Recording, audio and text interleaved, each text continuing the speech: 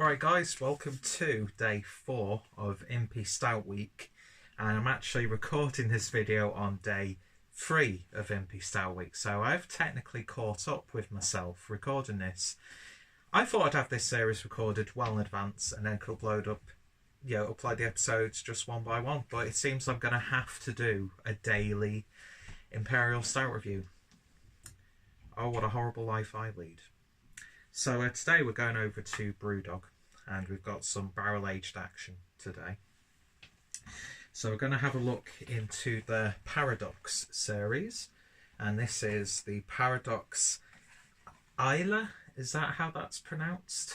I believe it is. I could be wrong though. Probably am wrong. But yeah, so this is a whiskey cask aged Imperial Stout. I've got to say I am absolutely in love with BrewDog's Imperial Stouts that I've had as of late. Been going to Manchester probably a few too many times, more than I should have this past couple of months. And every time I've been going into BrewDog. Because there was a time where I used to go to BrewDog every time I was in Manchester, every time I was in Liverpool, every time I was in a city that had a BrewDog, I'd go into BrewDog, and then for some reason just stopped for a while and started going back again. And yeah, their stouts have just been wonderful. They really have. And I think BrewDog are coming back onto form. Some of their more recent pale beers could do with a little bit of work. That being said, I did just have, about an hour before recording this video, a bottle of the Hazy Jane, which I picked up from Tesco's, and that was tasted really good. Slightly medicinal, as I slobber. But yeah, very slightly medicinal, but still really nice and refreshing. And for a New England IPA, it was really exciting to see them actually doing good pale beers again, because it's been a while. Let's be honest, it really has been a while. But yeah, so I don't think I've ever had one of the Paradox beers before. Might have had one when Paul from PA Brew News came over to visit us in Manchester, but probably didn't have it then, but oh well. And yeah, it comes in a beautiful presentation box, clocking in at 14% ABV. So I'm going to quickly try and read this writing under this terrible light. So our latest Paradox embraces time like no other. Aged in Islay casks from islands that cling to the edge of Scotland, it can trace a lineage back 10,000 years. Underground out of sight, but never out of mind. Past lies recumbent until called upon. The intense, smoky-peated whiskies of our home nation are unique and inspiring, and they now give their flavour to our latest Paradox. A hugely complex and full-bodied beer with powerful notes of Islay malts, lasting espresso bitterness, and a dark roasty chocolate. This Paradox returns a power long overdue. It is a time capsule retrieved. So I got this on the same day that BrewDog were hosting in their bars the sort of final farewell to Omnipollo and Buxton Jello Belly, because they were having it on tap and they were also selling the last batches of bottles. And I noticed this was in there when I was buying it, and I was eyeing it up, and I thought, Joe, I'm going to get it because I've not had one of the Paradox beers before. And it was actually really decently priced, to be honest. And what sold me was the lovely lady behind the bar. Actually saw that I was buying it and told me that I should have a little taster of it, which I did, and it was tasting really damn good. So I thought, definitely going to buy a bottle of this. So yeah, really nice label. I'm starting to really warm towards the sort of universal branding of BrewDog's beers, and there's a really nice black and gold crown to add to the collection. So let's get this opened and see what we got. God, that was sealed down properly. Oh, come on now. So, cheeky whiff. Let's give the beer a pour.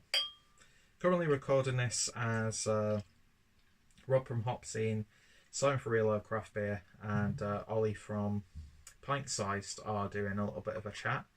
and I'm actually getting a little bit what's the word when my attention's being focused on something else by the majesty that is Ollie and his wonderful hairstyle. So yeah, I have the attention span of a squirrel with brain damage. Anyway, beer in the glass then, and that to me, folks, is jet black with a lovely 1 finger's worth of a mocha head. Just looking very pretty. I mean, actually, when I hold it up to the light, there is maybe a subtle bit of a brown tinge around the edges of the glass, but it's a really dark and intense looking beer. Head swirling around really nicely in the BrewDog Teku. I really do need to get a BrewDog snifter for beers like this. Anyway, let's give it a nose. That barrel's there, that whiskey is there, but I do find a lot with bourbon barrel-aged, whiskey barrel-aged beers, sometimes that character can intrude with the other flavours. But this, it's really quite delicate. I have had this bottle now for about a month or so, so I don't think it's going to have matured that much. And I don't really remember if I got a big whiff of the whiskey when I first had it, but it's just really nice and gentle. But it sort of lends into this really nice, cakey, chocolatey, decadent malt base. Loads of milk chocolate in there. Loads of dark chocolate as well. Maybe a bit of cocoa powder sprinkled on top. That's how you sprinkle cocoa powder on stuff, apparently. Could you look any more camp than that, Peter? Well, yeah, because you don't pronounce the T in your own name. But yeah, it's like cake batter. It's like a nice, dense cake batter. Not too sweet, not too earthy. It's not too bitter or anything like that on the nose. It's like a dessert in the glass.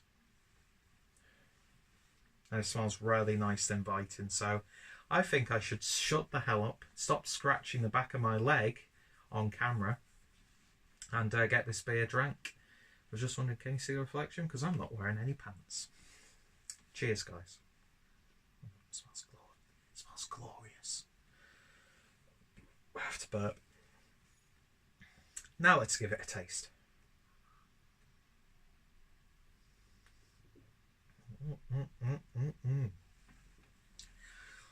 First thing you'll notice, man alive, is that a silky, dense body.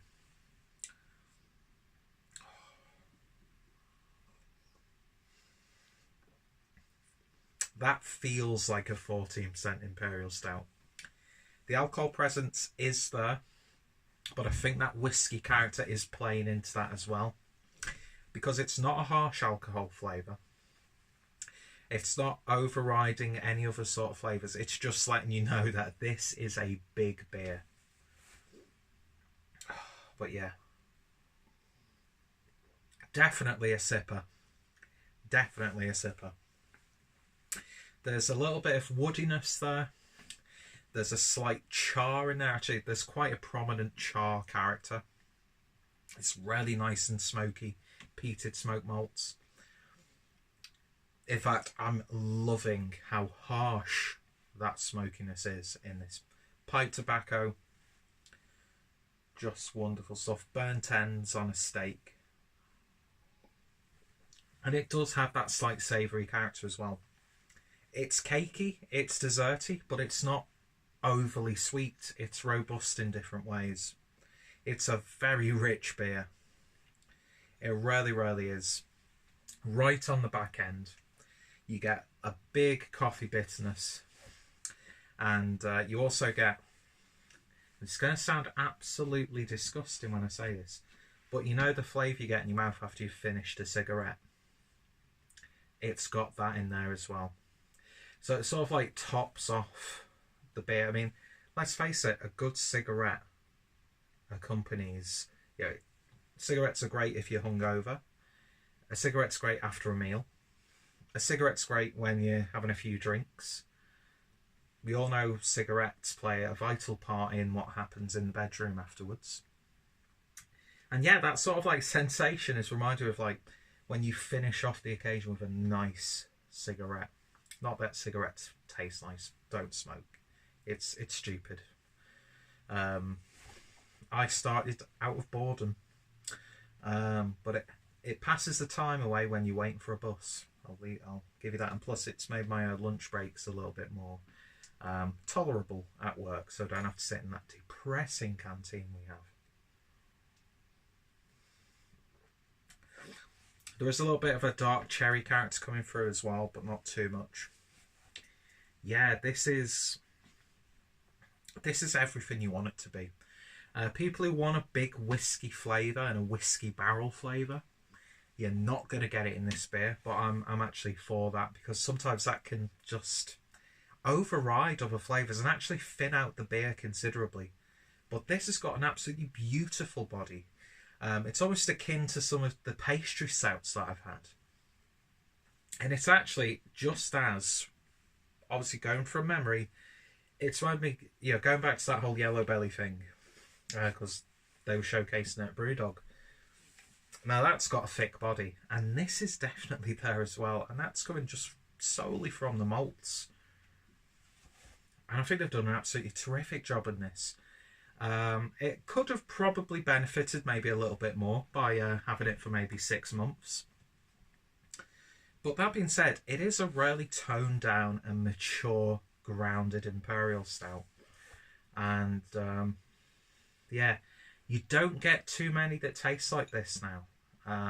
Because a lot of people do tend to go towards that, oh, we've put cake flavourings and we've put pre-made chocolate icing into the vat and cinnamon rolls, and even a cinnamon bun beer would be absolutely divine.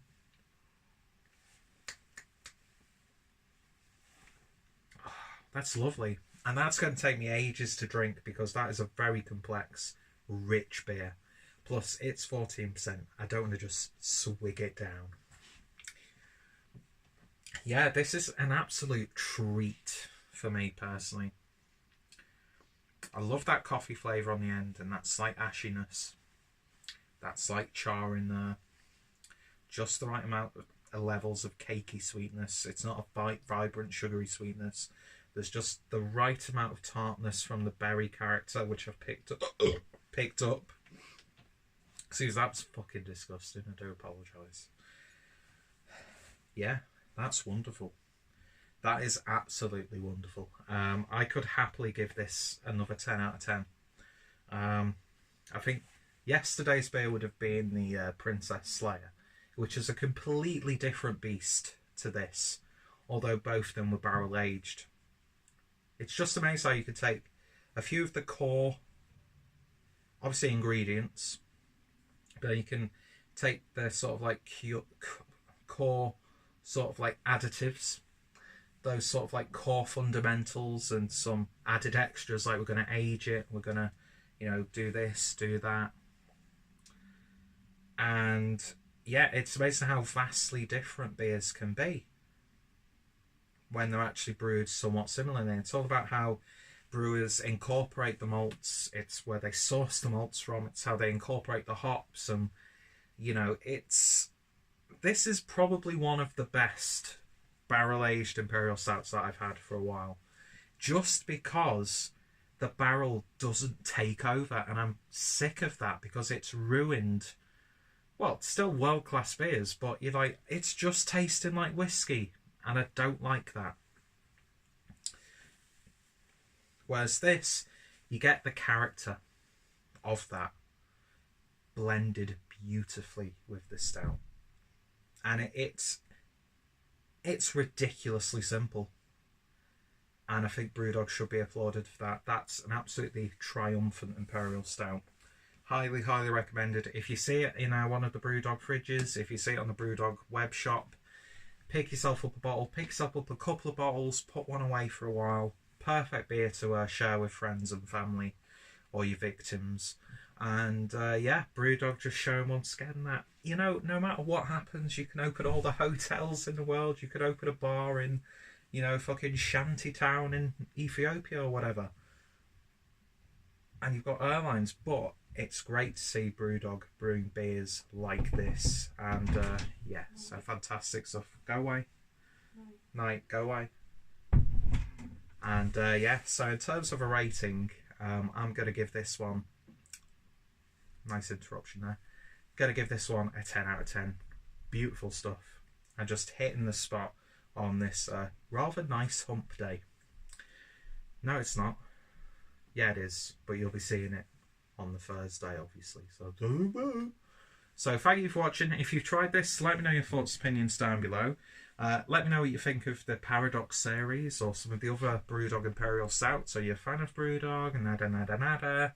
Hit me in the comments. Had a really good response to this series so far, so I will be getting back to people in the comments down below.